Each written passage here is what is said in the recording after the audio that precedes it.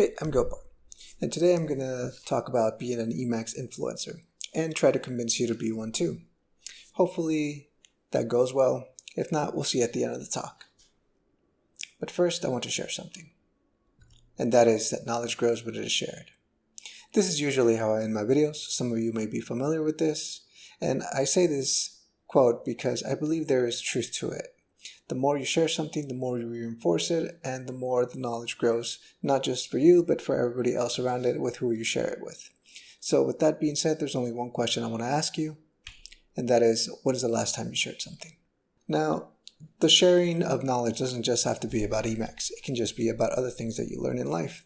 There's plenty of things that I share with people that I've learned in life, and I hope that they learn from what I'm saying as well, learn from the mistakes in others type of deal, things like that. But anyway, since this is EmacsConf, we're going to keep it to Emacs related, so we're going to find ways on how to share all that Emacs knowledge that is locked up inside your guys' brain. So, sharing Emacs, how can we do that? Well, there's a few ways. We can do meetups and conferences, aka EmacsConf, like we're doing now. So hopefully one of you guys might be incentivized to share the knowledge that you have in the next upcoming year or the future ones, or be a repeated presenter. The list goes on and on.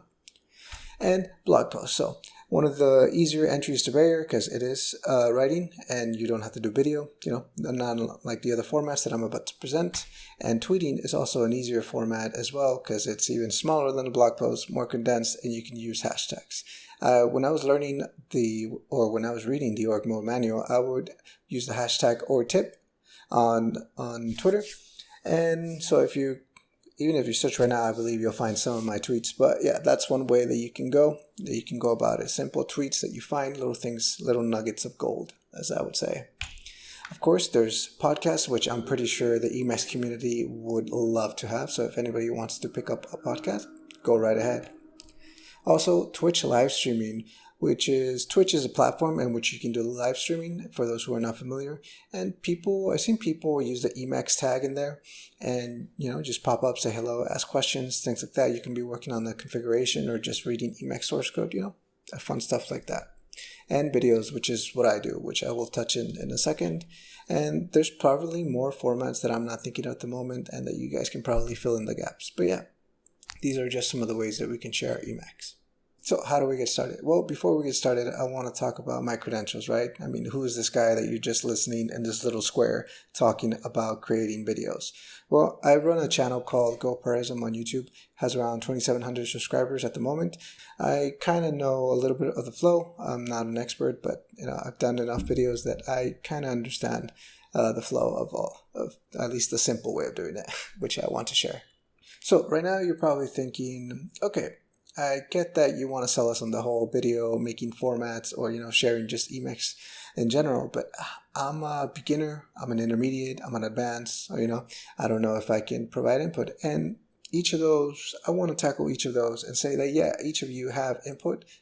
For a beginner, it might be say, oh, an intermediate and an advanced person already has information. Intermediate might say, oh, I'm not at that level yet. And an advanced person might say, oh, I have nothing to say. What I know, everybody else knows. So I want to, dispel all that and just tell you that, hey, it doesn't matter.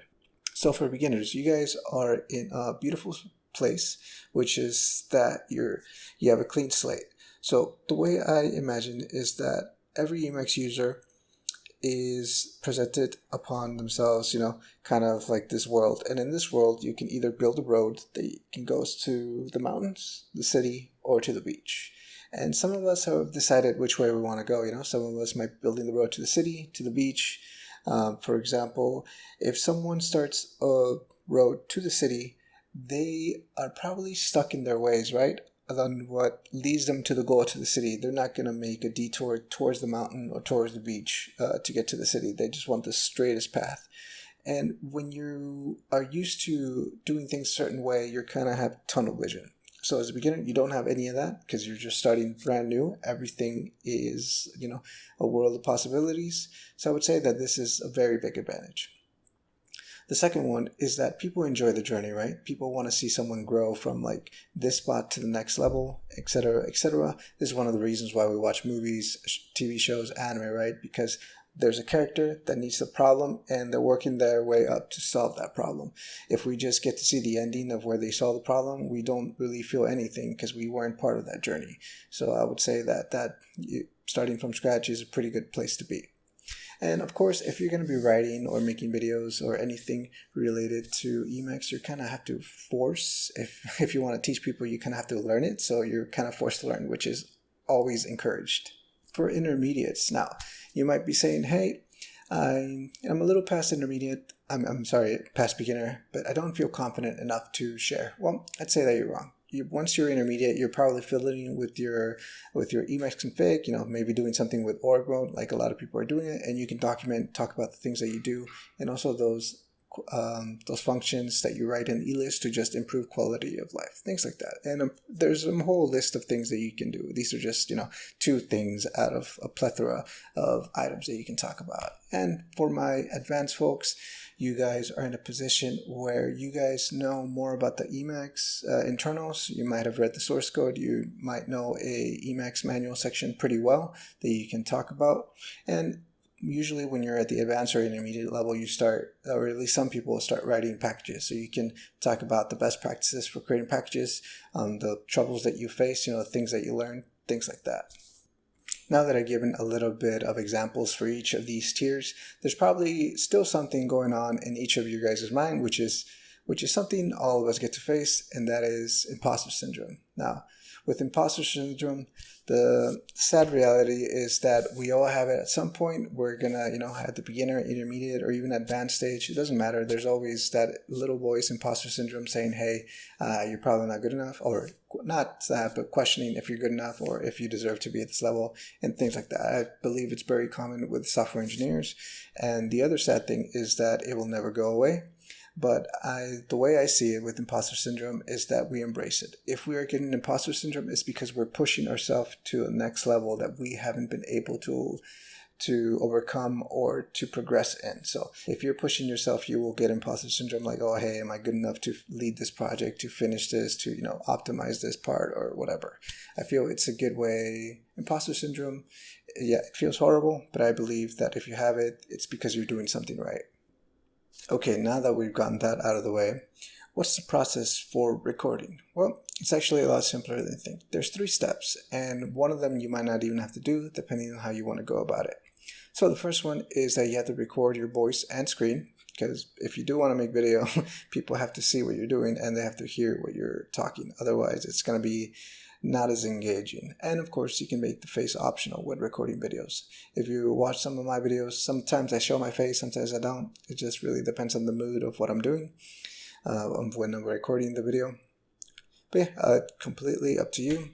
And after recording, you can edit if desired. I remember when I first started making the videos, I was not editing them at all. I was just one shot and upload. So that can either be good or bad, depending on depending on how you view it. But it is what it is. Nowadays, I do some light editing, mainly just to remove the silences or when I'm going through debugging something.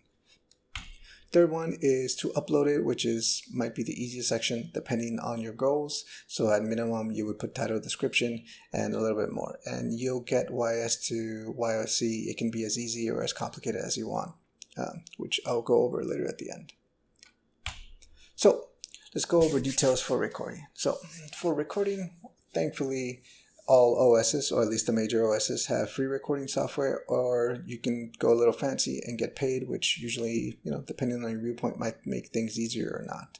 Personally, I'm on Mac, so I use the built-in screen recording, which if you do Command-Shift-5, it will pop up a little dialog.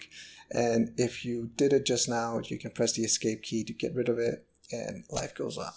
But yeah, also for all major 3 OSs, OBS is a pretty popular choice, not just for streaming, but for recording as well. So that's something you might want to look at if you do decide to do this, record videos. But all up to you. These are just, things that I've come along or encountered along the way.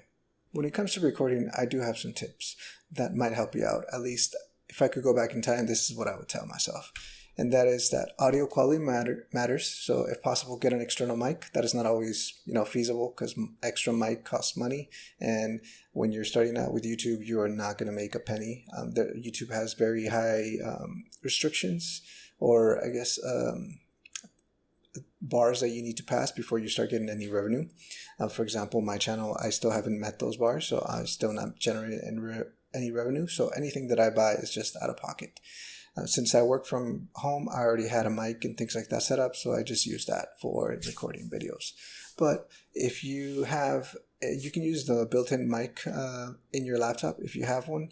But I would strongly suggest if you do that, try to minimize the noise. Go into a quiet room and make sure there's no like washing machine or anything going off right now, because people do not. They can handle, not the greatest quality of video, but when it comes to audio picky, people are a lot more pickier when it comes to that. Next is don't start with recording the face. Voice and screen are just fine. Personally, I feel when I started recording my face, it made it harder in a sense, because now I was just not only concentrated on what I was showing, how I was sounding, but how I look, if I was making any faces like that. So it's just one less thing to have on your brain when you're recording. Another thing is that when I started recording, I was very passionate or excited about doing this. So what I would do is I took that to the advantage is that I just recorded a lot of videos in one go, or in sessions. So as soon as I recorded, start the next one, etc. And I strongly believe that helped, because later down the road, once I got busy with work or life or whatever, I didn't really have to worry about making time. I already had a batch ready to go that I can just slowly pull out and edit and upload. So that's something helpful. Whenever work is slow, or your vacations or things like that, you want to record, just go for it. Another one is when you are editing, you can use pauses so that it's easier to edit, because what happens to, at least this is what happened to me when I was beginning, is that I would say, I can mumble, fumble, do a lot of verbal fillers, and I can just edit it. But if you don't do any pauses, it's kind of hard to fix the mistakes, the things that you don't want people seeing, because then it doesn't blend well. If you do editing, and if you do any editing, you know what I'm talking about, because then there's like chops of audio from the previous clip or trying to edit. Yeah, there's ways to mitigate that, but my editing skills are very minimal. It's just what I need to know to get things done. So just using pauses helps out a lot. And another thing is that some people want to record in like super high quality, get the highest quality possible for the video. I would say instead of focusing on the video recording, focus on the audio, like I mentioned, because at the end of the day, we're in Emacs and we're only sharing text. So, there's only so much definition that you can show on text, and if anything, just increase the font. Simple as that. And my personal favorite, or at least the one that I still encounter even now, is that when I'm recording, my voice still feels dry. Right when I'm about to record, all of a sudden I get dry. I need to drink water. It's like it feels uncomfortable. I get nervous because it's something new. I'm staring at myself. It's like, oh man, like I mentioned, just extra things that I need to worry about. But all of this goes less with practice. The more you do it, the more comfortable you are. It's just like everything else. When you start learning guitar, your fingers are very hard. When you start learning piano, the independence of fingers don't want to work. And when you're learning drums, each limb needs to be independent. It's very hard. You have to start very slow. So everything in life, practice, and it will get better.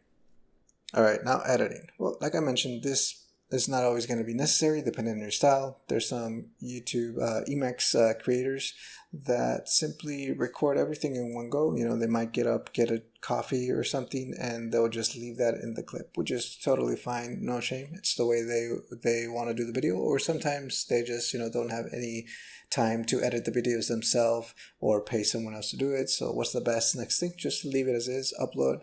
And that's fine. That completely works. I will say that if you do end up editing or deciding to edit and you want a software, I would say check out DaVinci Resolve. It's free. It's available on the 3 major OSs. And honestly, DaVinci Resolve by itself has a plethora of features that I personally only use like 5% max of the features. And it's professional. It's like professional studio all the way, things like that. But yeah, I would say DaVinci Resolve is pretty solid choice. Okay, what about the tips for editing? Well, most of them are pretty straightforward. Just learn enough to get going, like in all things. Like if you have a band practice and you're rehearsing a song, you just need to know the chords. You don't need to know improvise, just enough to get you through this gig that you're playing. That's pretty much it. And of course, learn the keyboard shortcuts. We all come from Emacs, so we all know how much we treasure shortcuts to avoid the mouse. Unfortunately, since you're editing, you will still have to use the mouse, but the more keyboard shortcuts you use, the less the mouse is used. So there's that. And one thing is that I didn't know you can actually do this until I started editing, is that you can play the speed of the video in 2x. And for me, this is great because since I'm mainly just listening for pauses in my video, I just wait until there's silence. I was like, oh, that's the part I need to trim, or that's the part I need to remove. Simple as that. And also batch edit, the same thing as I said about recording videos. Just do it in batch. You can also just batch edit as well. Okay, uploading, the final step. So YouTube, if you do end up using YouTube, which is the most popular choice for uploading videos, is that the uploading process is pretty straightforward. I imagine this is the same for every other platform that you choose, but it's pretty straightforward, but it can be a little complicated depending on what you want to do. So what are my tips for uploading? Well, first of all, at minimum, you need to have a descriptive title and a description of what you talk about in the video, just to help out with SEO and things like that when people are searching for Emacs on YouTube. Also, if possible, use a thumbnail. So there's a whole community about Emacs creators discussing best practices to get the highest engagement, get people watching your videos, things like that. And one of the things is they highly recommend a thumbnail. And if you mainly watch, or if you watch any Emacs content, a lot of us do not use thumbnails, and that's perfectly fine. I think the Emacs community is pretty used to just watching videos with, just a thumbnail is just a screenshot of the video, and we just go there for the content, right? We're not really going there for anything else, for the knowledge that the person is spreading. And I say that it can be as simple as complex, because if your goal is to potentially earn revenue down the line, you will want to spend some time configuring some of the settings for uploading, like the tags, I forget what they're called, but they're little embedded so that people can watch other videos and things like that. So there's a plethora of options, an abundance of options. Honestly, there's too many, but it all depends if you potentially want to make some type of income in the future with Emacs, making videos on Emacs. And yeah, that's just something that you will have to discover and read and learn more about with the Emacs community, Emacs creator community, suggest and best practices and things like that. But if anybody ever wants to talk about it, feel free to reach out to me. I would love to, talk about things and all, about YouTube and all this, because I find it interesting. So potentially, hopefully one day I'll be able to make some revenue, but hopefully maybe some of you guys might knock it out of the park with what I'm going to talk about next. And that is your secret sauce. So this is your ultimate weapon as to get viewers, to get subscribers, to get anybody that wants to watch your, to reach a higher audience. And that can be your humor. You might be naturally funny, you can make comments, you have a natural skill on the way you talk, on the way you articulate things. So you might be able to get people drawn to that. Or you might be someone who just does animations for your videos, which does highly well as well. So or you can do a mix of all of these. You can just insert your superpower, whatever you want. You can go ahead and use that to your advantage to grow a user base, a viewer base. And hopefully, if all things align, you'll be able to get paid to also create Emacs videos, spread the knowledge, which would be pretty cool. Become an Emacs-influencer, which is the goal, right?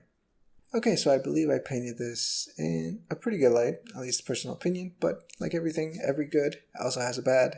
Nothing is always perfect. So that's also the same for YouTube. So what are the bads of YouTube? Well, it's not going to be an overnight success. That is very, very rare. You're not going to create a video and then all of a sudden get like 100,000 views. I believe from what I've seen in the community, if a video gets over 10K, that it means that it did really well in the Emacs community. I think on average is under 3K.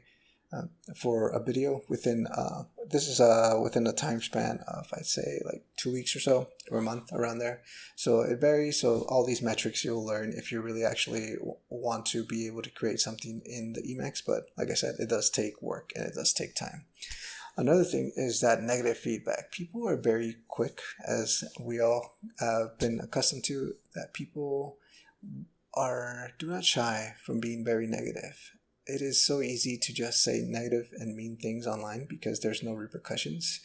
I don't understand why people do that, but it is what it is. But most of these comments are from the younger population. And, just ignore them. Most of the time, they're just ignorant. They don't know what they're saying. Yeah, it will help you get them, grow some thick skin.